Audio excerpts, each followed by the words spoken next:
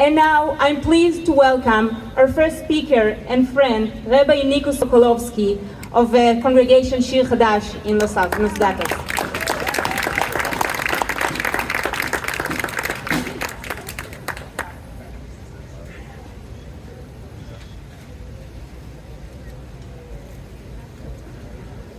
כה אמר אדוני, קול ברמה נשמע נהי בכי, תמרורים רחל מבכה על בניה, מענה לנחם על בניה, כי איננו. Thus say Adonai, a cry is heard all over the world, wailing, bitter weeping. Rachel weeping for her children. She refuses to be comforted for her children who are gone. Let's not call them mixed emotions, but rather emotional clarity. Today and every day we say in our prayers, Baruch Ata Ya Matir Asurim, blessed are you, Adonai, our God, Redeemer of the captive. And so we wholeheartedly celebrate the rescue of her hostages from the cruel captivity of Hamas. We welcome Almog, Noah, Shlomi, and Andrei back home with open arms and hearts. Their return, your return, bring us immense joy and relief. We thank God for the redeeming of the captive, while it is clear to us that the captives were rescued by the heroic actions of the IDF. And so we are deeply, deeply grateful, and we mourn the falling of the hero, Commander Arnon Zamora. Not mixed emotions, rather emotional clarity, moral clarity. As we don't forget for a moment that are still, all those that are still held in the hands of the evil.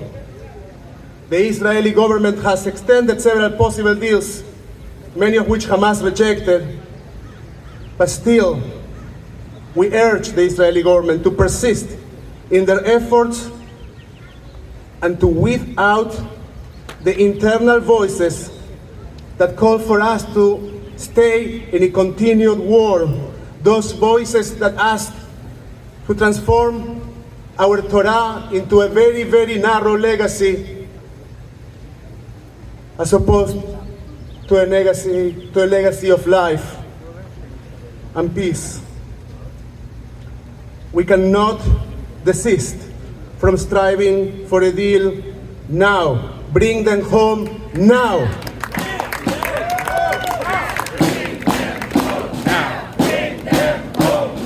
Bring them home. Bring them home. We cannot desist from the pursuit of peace. Jewish law teaches us that failing to recognize the urgency of redeeming captives is equivalent to the transgression of the negative commandment, Lo tamod al dam re'echa.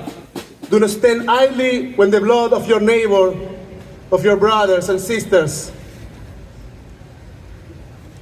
is being in danger. A captive is a mortal peril. Every day, every hour, every minute that has passed since October 7th, the blood of the captives is being spilled. Every moment prolongs the suffering of those crying for their beloved ones. It is on us, the moral people of the world, to stand up and not to stand idly by.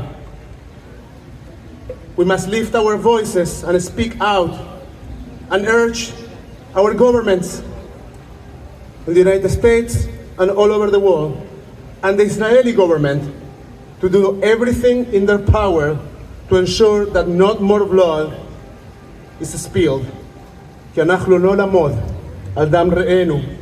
we, the moral people of the world, the Jews that ask to recognize Torah as a moral legacy, as a legacy of life, as a legacy that invites us to the pursuit of peace, we will not stand idly. Shalu Shalom Yerushalayim, Pray for the well-being of Jerusalem. May those who love you be at peace. May there be well-being within your ramparts, peace in your citadels. For the sake of my kin and friends, I pray for your well-being. For the sake of the house of God, our God, I seek your good. למען אחי ורעי, אדברה שלום בך, למען בית אדוני אלוהינו, אבקשה טוב לך. Let us remember the pain, the loss, and the suffering, but also let us hold on to hope and onto the work through our unwavering commitment to bring them home now and to bring them back in peace.